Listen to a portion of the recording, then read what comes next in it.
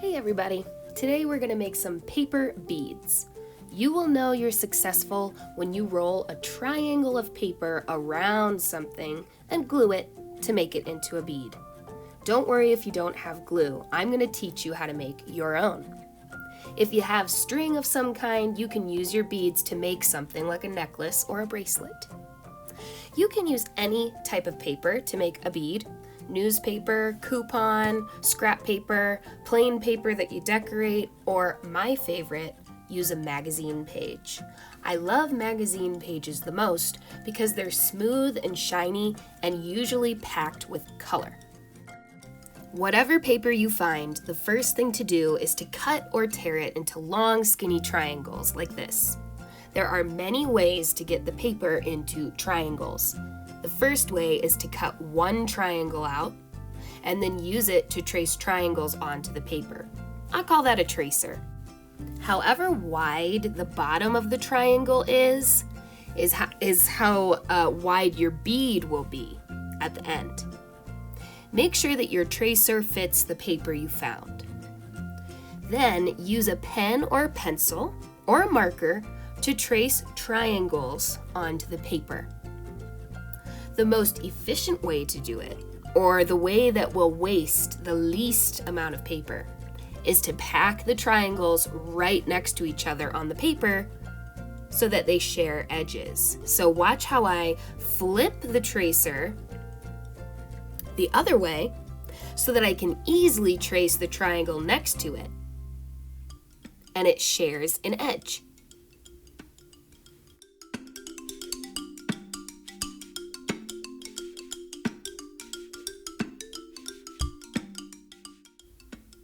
You could also use a ruler to draw the triangles without a tracer. Just make sure that you trace diagonal lines to make triangles. No rectangles, please. If you don't have a ruler or a tracer handy, you could use a straight edge. So that's anything you find at home that has a straight edge that you can trace.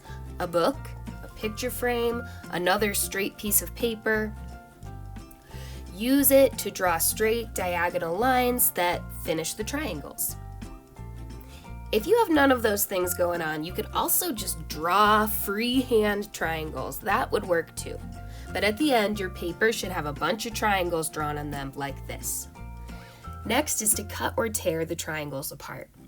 If you have scissors, put your thumb through the small opening and the other fingers through the large opening of the handle, and drive your scissors in a straight line along the roads of the triangles. No scissors? No problem.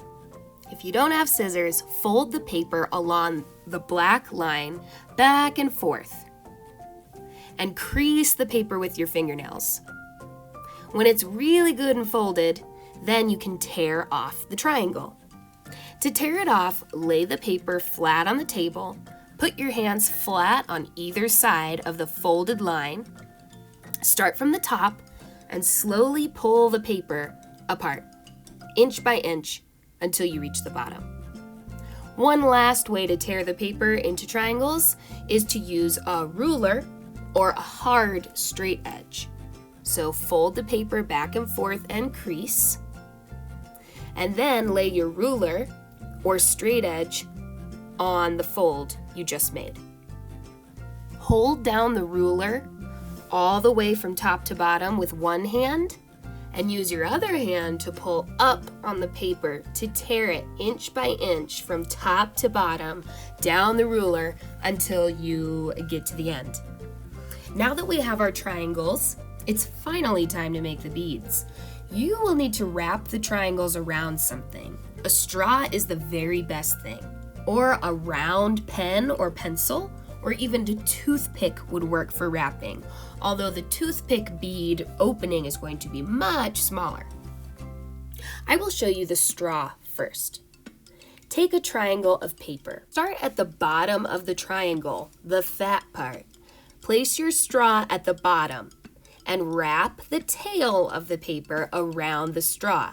You may need to take your thumbnail and push the tail of the paper down while you wrap.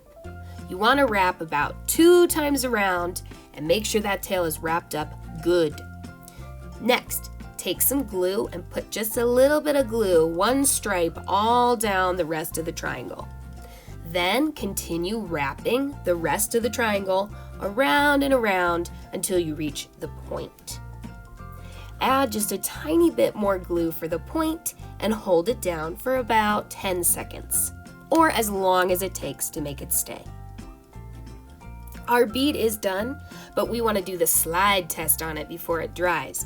We want to make sure that we can get the bead off the straw at the end. So make sure you didn't make your bead too tight on the straw, or accidentally glue it to the straw either. If you don't have that type of glue like I just had, you can use other types. Here's how to use a glue stick. Fat part of the triangle, wrap twice, tuck the tail, glue to the end, wrap to the end,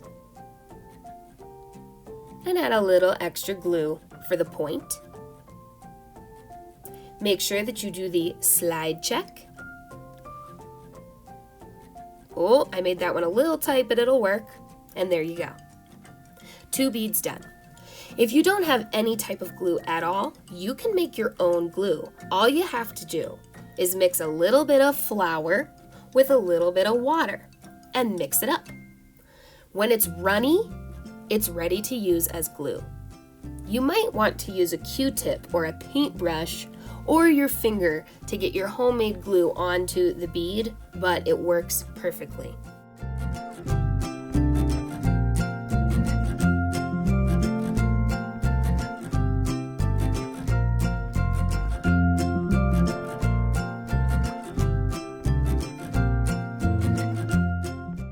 Like I said before, you can use lots of things to wrap a bead.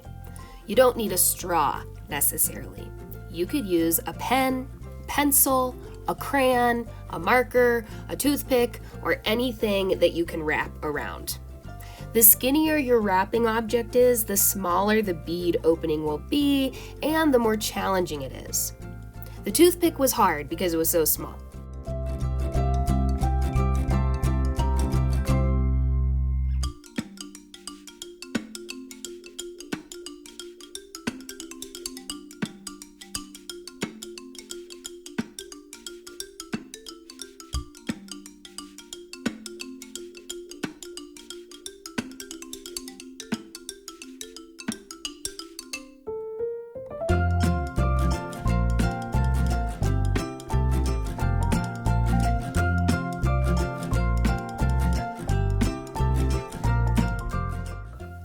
Once you've made as many beads as you can, it's time to wait for them to totally dry.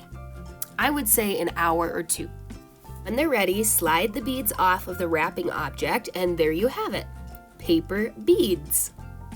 Here you can see the difference between a bead made on a straw and a bead made on a toothpick.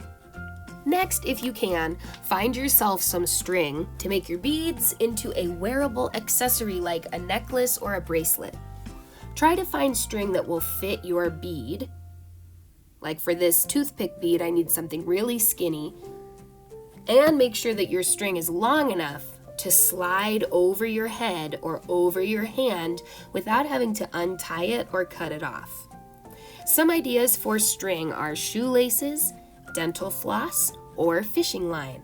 I got lucky and I had an old necklace chain that I could use for my purple beads, and I found a perfect string for my bracelet in my junk drawer. Whatever string you find, string the beads onto it.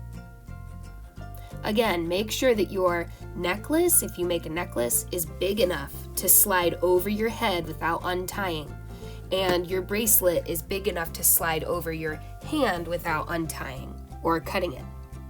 When you have the right size, it's time to tie the knot. I like to use the balloon knot to tie ends of string together. Lay the tails of the string side by side.